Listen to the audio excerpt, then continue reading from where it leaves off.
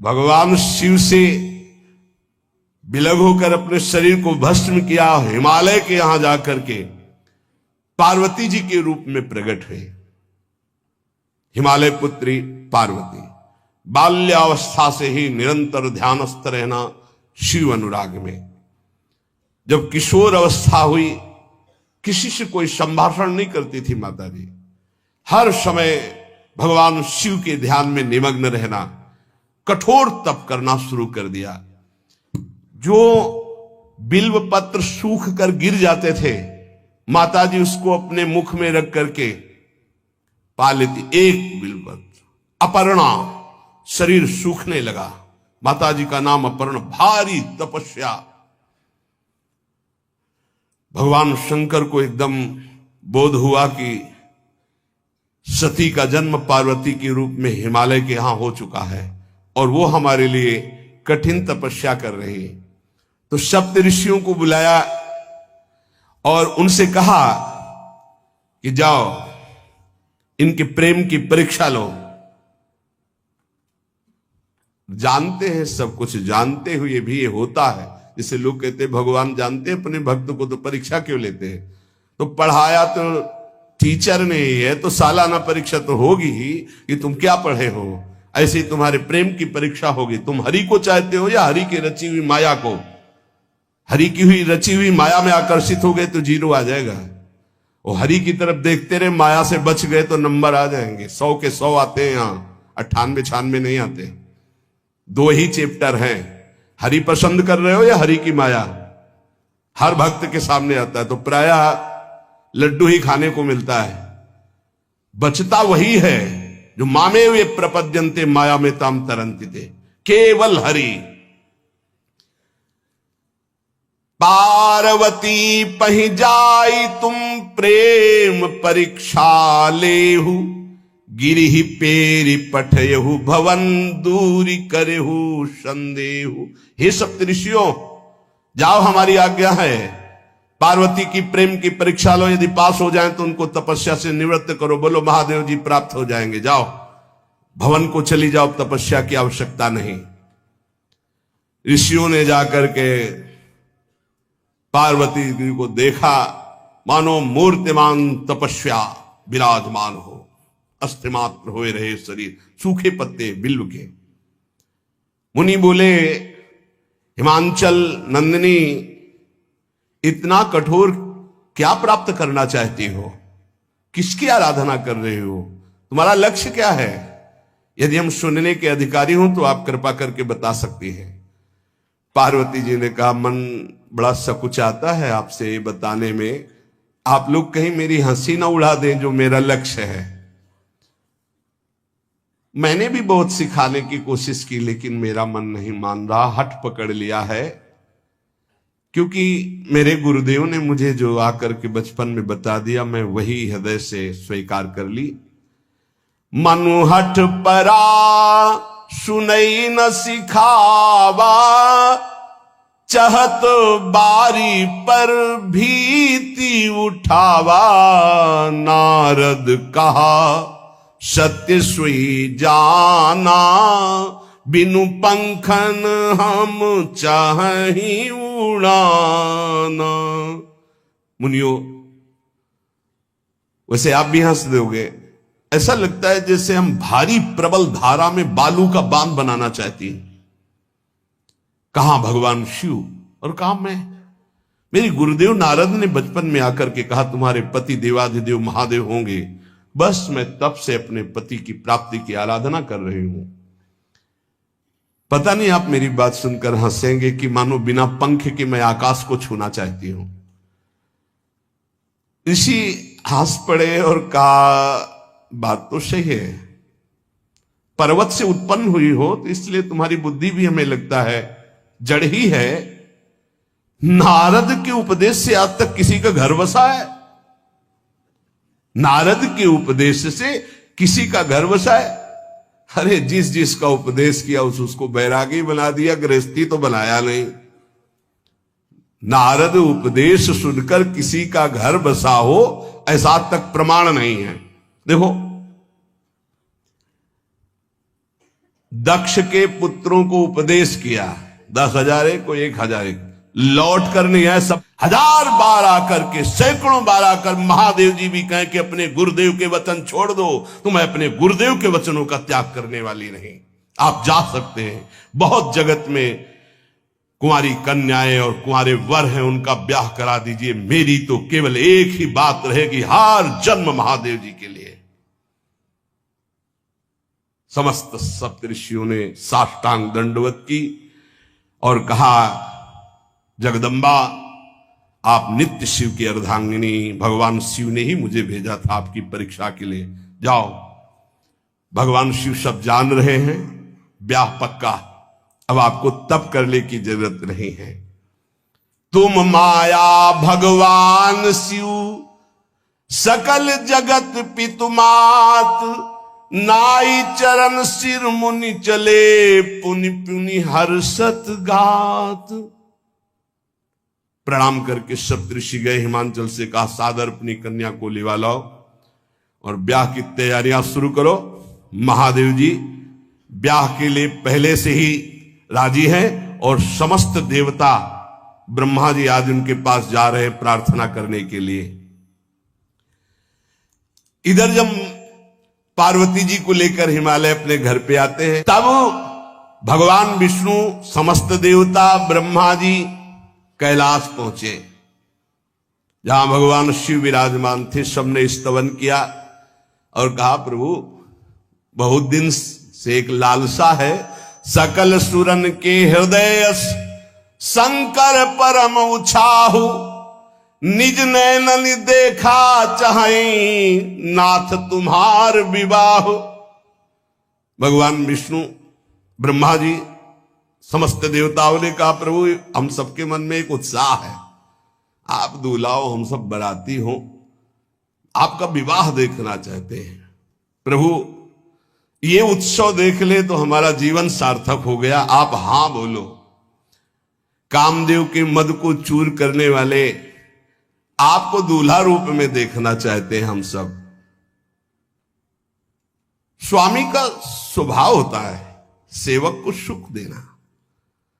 पार्वती जी ने अपार तप किया है आपके लिए, आप उनको अंगीकार कीजिए। भगवान विष्णु, ब्रह्मा जी की प्रार्थना सुन करके भगवान शिव जी ने कहा, तथास्तु, ठीक है ब्याह पक्का।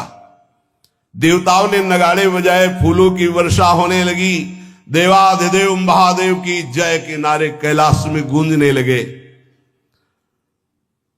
सप्तऋषि भगवान शिव के पास आए, कहा, प्रभु बड़ी अनन्य है पार्वती जी आपकी, अखंड प्रेम है, हमने बड़ा छल करके उपदेश किया, लेकिन उन्होंने कहा कि मैं नारद जी का उपदेश नहीं त्याग सकती, करोड़ों जन्म लूंगी और हर जन्म महादेव जी के लिए। भगवान शिव जी की आंतरिक वृत्ति जो पार्वती जी की प्रीति की है, उसे कोई नहीं जानता।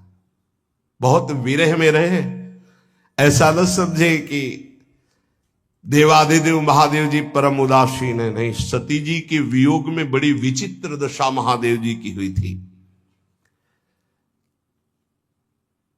सप्तऋषि फिर गए पार्वती जी के पास और कहा, अभी बीच में घटना घट गई, कामदेव गया था महादेव जी की समाधि को भंग किया, तो महादेव जी ने कामदेव को भस्म कर दिया, तो अब ब्याह का मतलब क्या रह गया।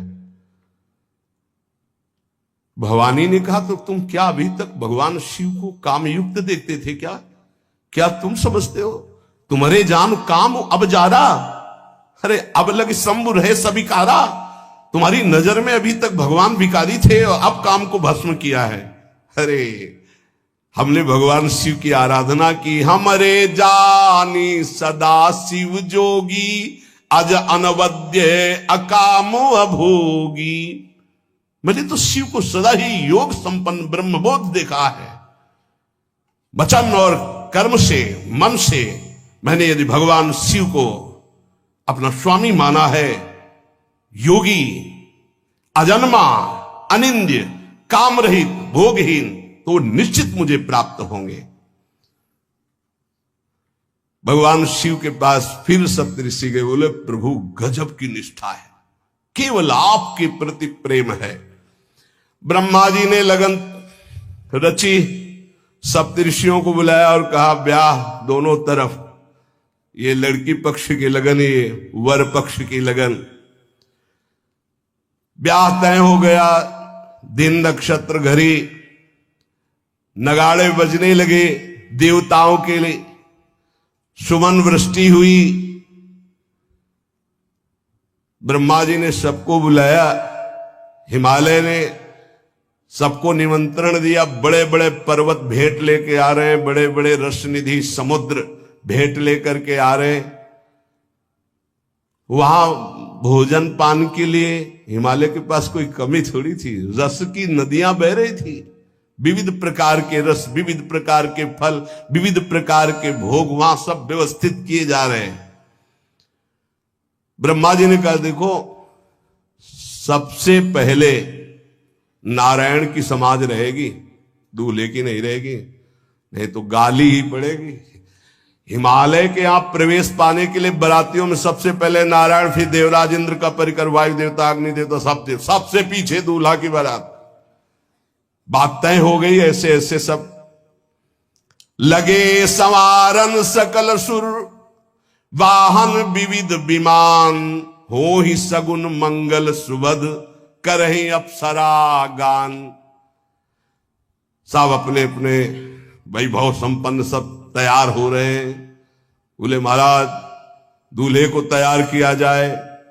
शिव ही शंभुगन करहि सिंगारा,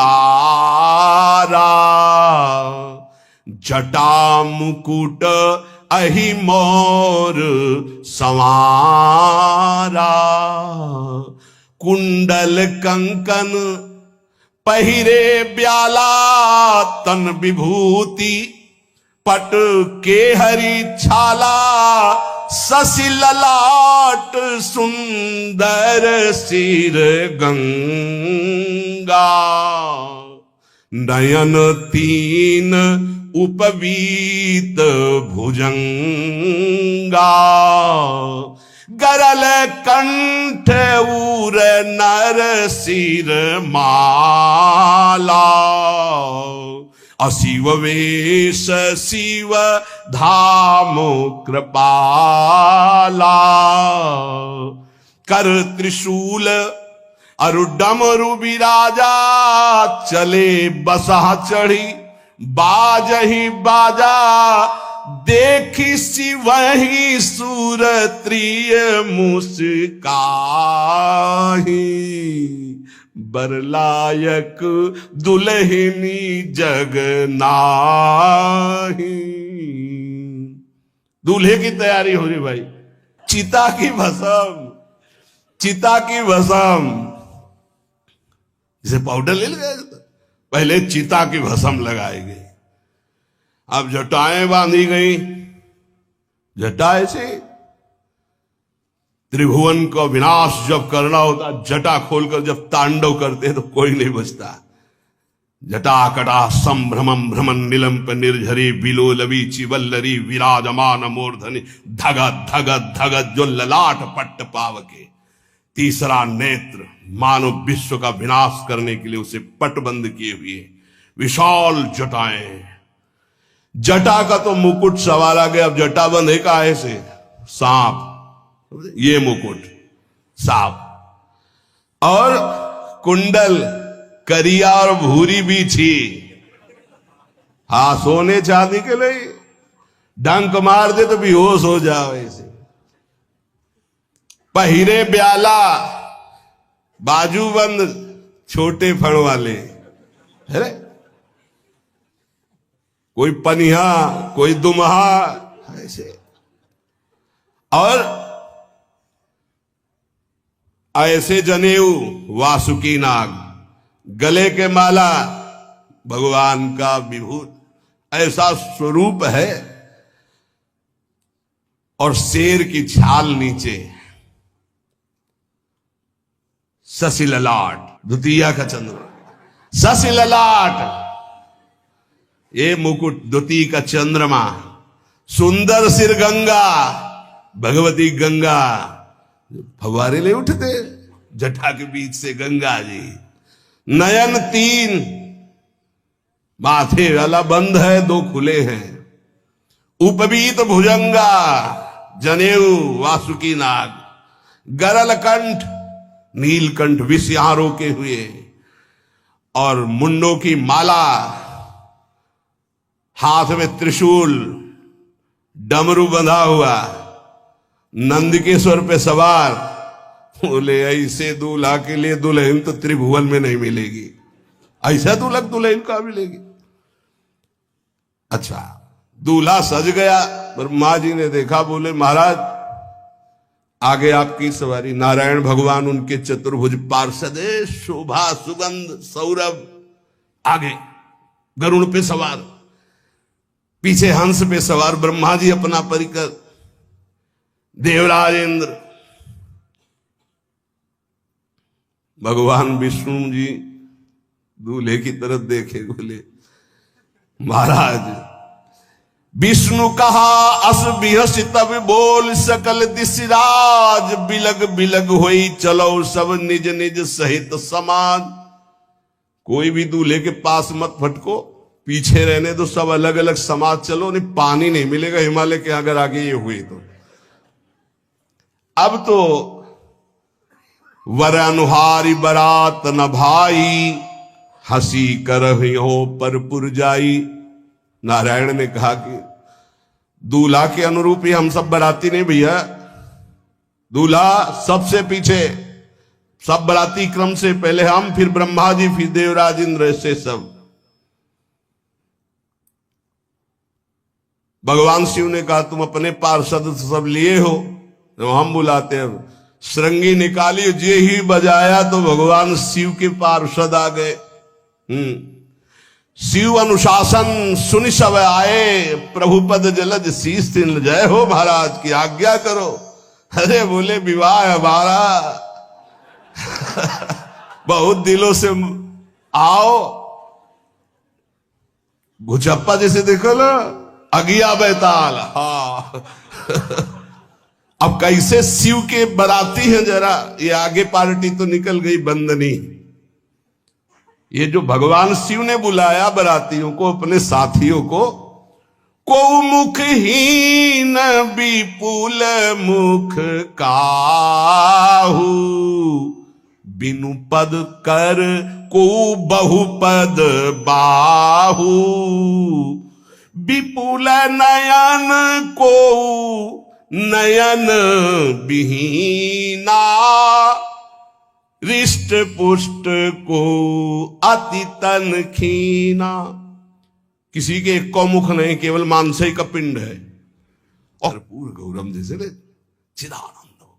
16 वर्ष की अवस्था, हाथ में दर्पण और अद्भुत मुकुट धारण किए हुए, जटाएं ढकी हुई, गौरवर्ण, वो सुंदर रूप जो देखे सो मोहित हो जाए।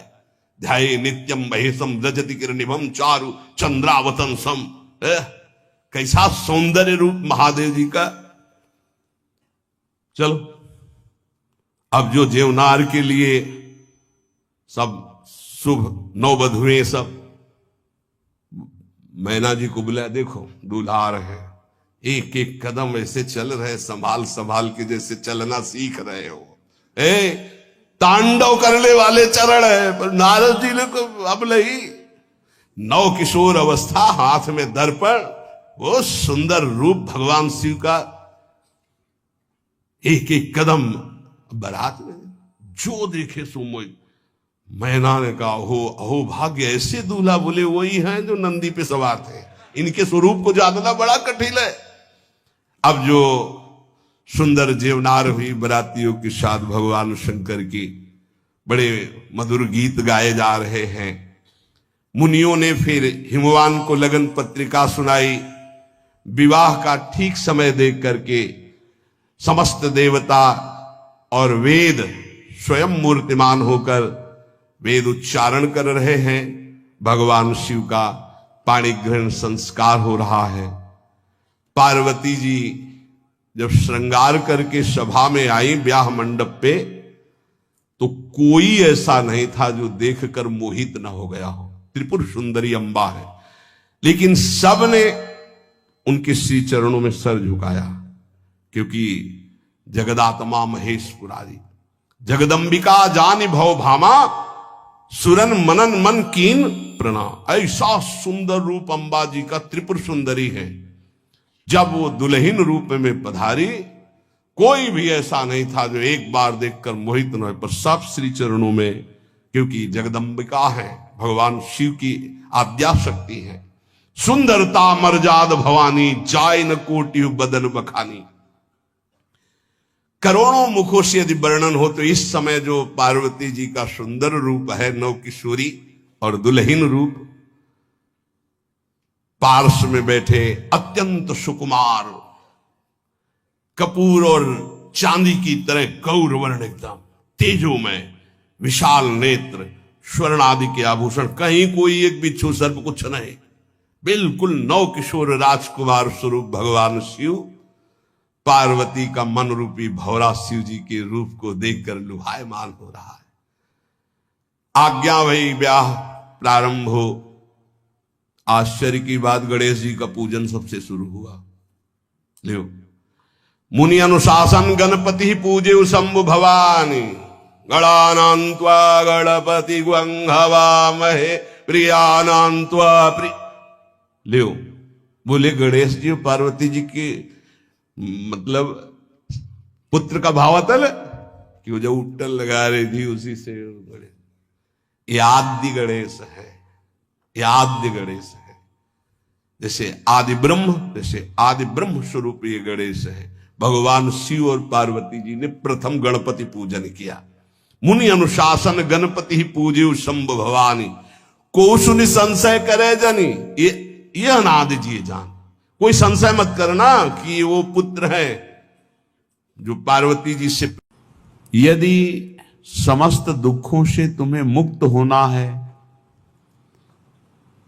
परम आनंद की प्राप्ति करनी है, देखो सबका लक्ष्य है एक छोटे जीव चींटी से लेकर के ब्रह्मा तक उस परम सुख को प्राप्त करना। परम सुख की आकांक्षा सबके अंदर देख लीजिए।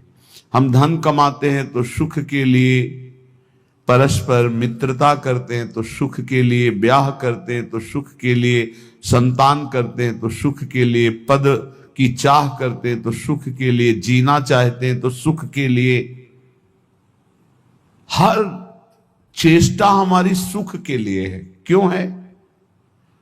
क्योंकि हम सुख सिंधु के अंश हैं। जो आनंद सिंधु सुख राशि, वो प्रभु कहते ममई वांशो जीव लोके जीव भूता सनातन। सनातन अंश है तू मेरा, ममई वांशो।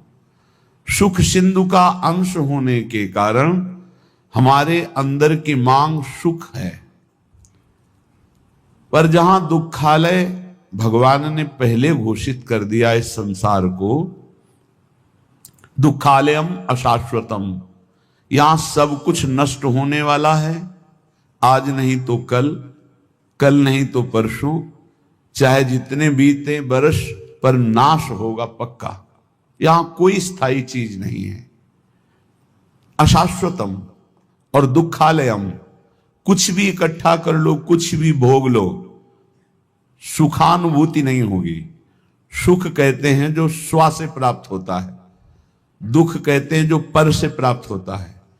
पर से प्राप्त करने की सुख लालसा ही हमें दुख में फंसाती जा रही है।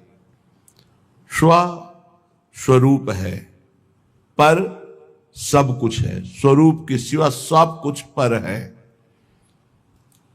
उमा कहो मैं अनुभव अपना, सत हरि भजन जगत सब सपना। ये स्वाप्निक सुख दुख ही है, जिसे हम सुख समझते हैं। ये सुख नहीं, ये सुख की छाया है, समझ पड़ती नहीं। ये गिरधर की माया है। ये ऐसी माया है, ऐसा लगता है इसको भोग लिया तो सुख नहीं मिला, इसको भोगें तो शायद सुख मिलेगा, इसको चख लिया अब इसको चखे, इसको देख लिया अब ऐसे भागता रहता है मन। इंद्रियों के साथ। सबकी चाह सुख है, पर ये चाह की पूर्ति जगत में नहीं होने वाली, ये प्रभु में ही होगी।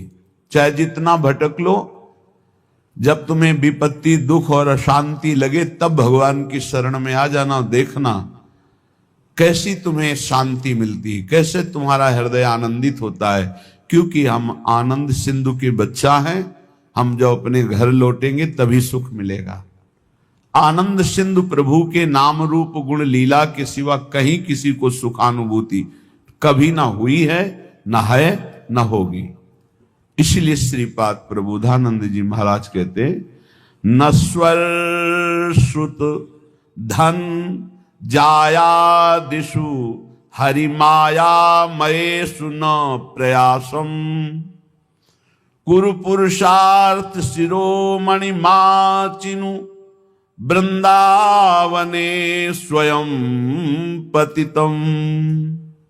हे भाई, यदि तुम पुत्र में आसक्त होते हो, पत्नी में आसक्त होते हो, धन में आसक्त होते हो, मकान में आसक्त होते हो, मित्रों में आसक्त होते हो, तो तुम्हें रोना पड़ेगा, तुम्हें दुखी होना पड़ेगा, क्योंकि ये संबंध और ये शरीर सब नाशवान है।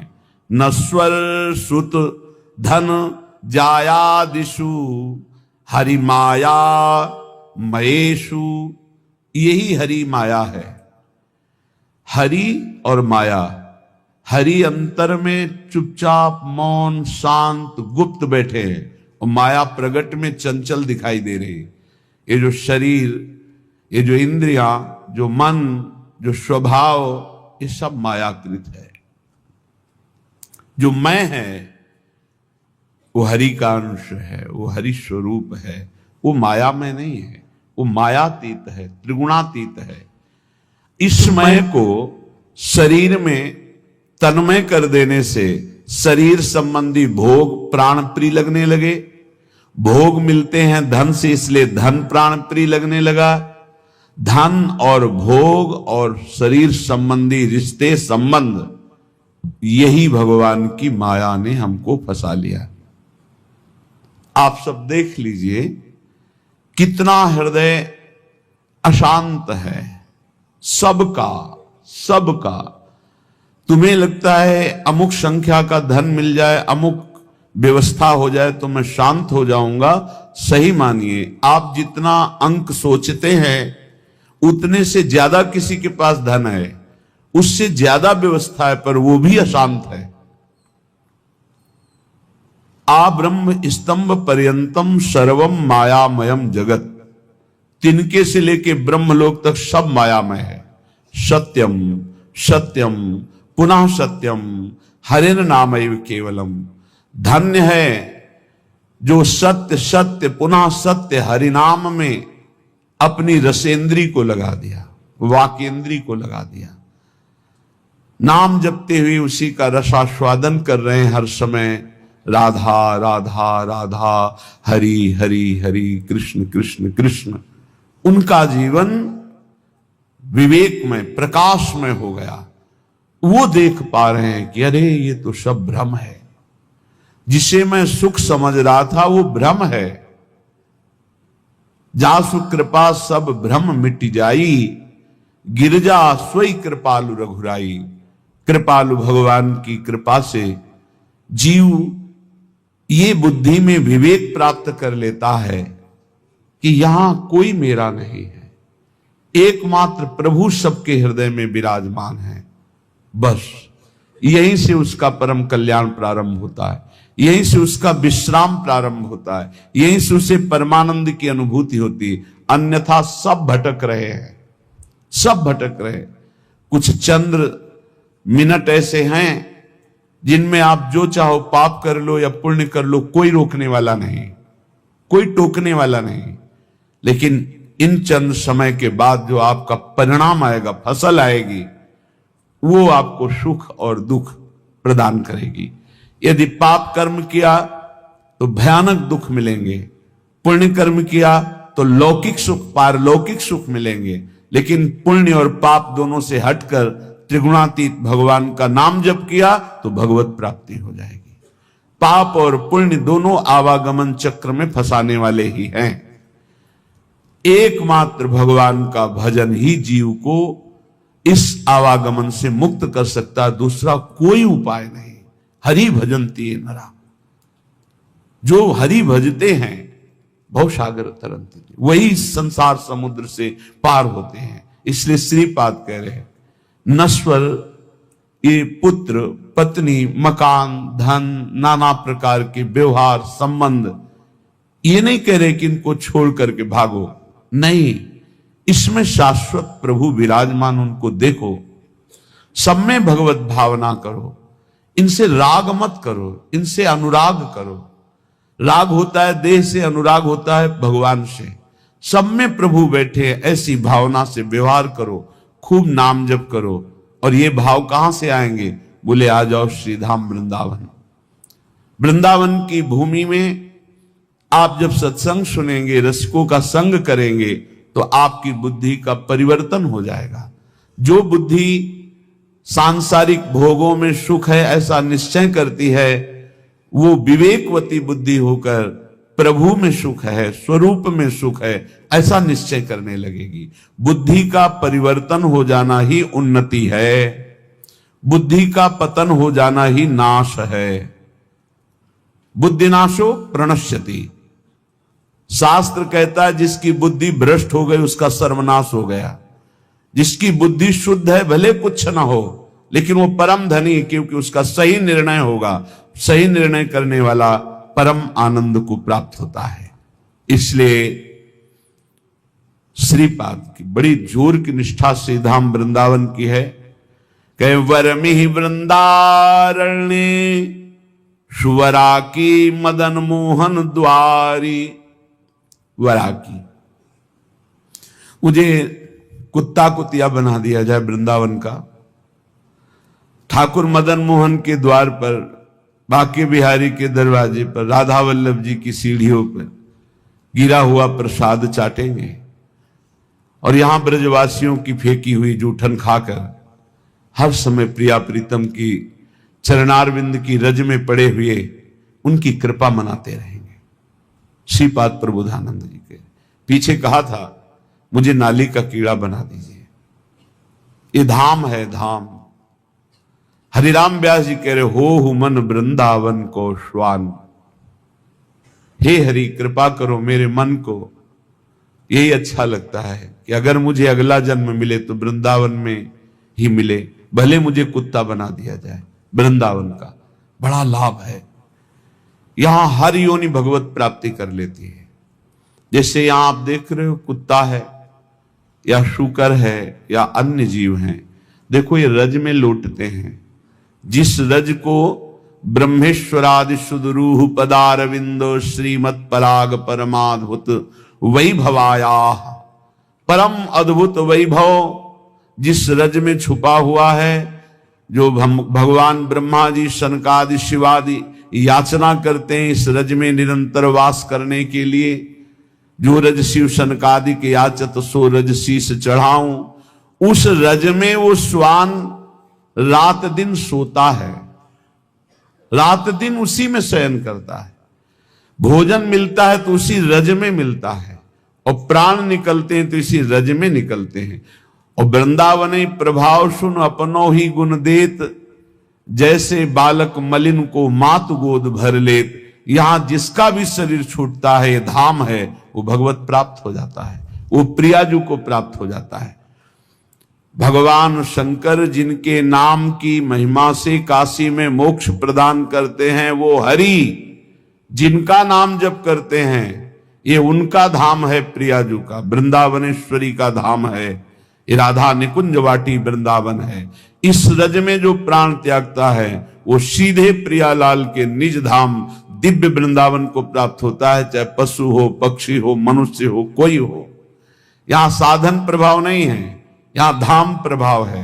वृंदावन प्रभाव सुनो अपनो ही गुण देत, अपना गुण देता है वृंदावन, क्या परम पद प्रदान कर देता है। इसलिए कह रहे वरमिहि वृंदारण्य, इस वृंदावन में जो सब धामों का मूल है, शुभरा की मदन मोहन द्वारी। प्रिया प्रीतम के यहां दिव्य रूप विराजमान हैं। आज आप जब विट्ठल विपुल देव जी का पूजन होगा तो आप सुनेंगे बिहारी जो महाराज कौन है। साक्षात प्रिया प्रीतम। राधा वल्लभ लाल जी कौन? साक्षात प्रिया प्रीतम। राधा रमण जी साक्षात प्रिया प्रीतम। ये किसी मूर्तिकार की रचना नहीं है, ये स्वयंभू स्वयं प्रिया प्रीतम मिलित रूप। ये वृंदावन धाम है, धाम है। नेत्र पावन नहीं इसलिए तुम्हें मूर्ति नजर आ रही नहीं, तो राधा रमण जी, राधा वल्लभ जी, राधा बाके बिहारी जी साक्षात प्रिया प्रीतम विराजमान है। इनके दरवाजे में इनकी जूठन मिलती रहती है। हम तो धन्य मानते। एक बार किसी भक्त ने प्रश्न किया था, आप राधा नाम की इतनी महिमा करते हैं, ये वृंदावन के भिखारी लोग राधे राधे बोलते हैं, एक एक 10-10 रुपया मांगते हैं, तो क्या इस विषय में आपका क्या विचार है? क्या इनका सही चरित्र है? राधा राधा कह के, राधे राधे कह के रुपया मांगते हैं। हमें अपने भाव से देखना है।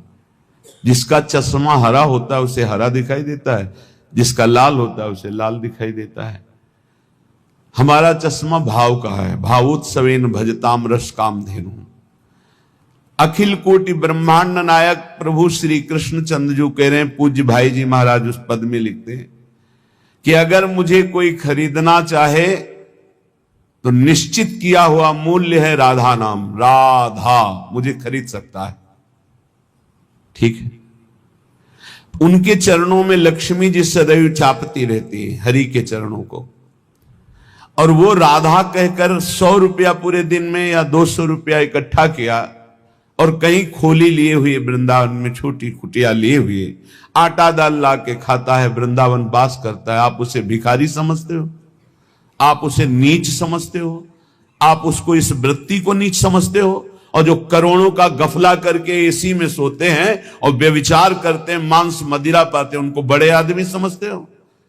अरे इनके चरणों की रज के समान कोई बड़ा आदमी नहीं है। इनसे बड़ा कौन होगा जो रात दिन बिहारी जी के दरवाजे पे बैठे हुए हैं, 100 200 500 मिले उसी में खोली का किराया देते हैं, उसी से वो दाल रोटी ला के खाते हैं, मजीरा बजाकर राधा राधा कीर्तन करते हैं और वहीं लुढ़क के सो जाते हैं।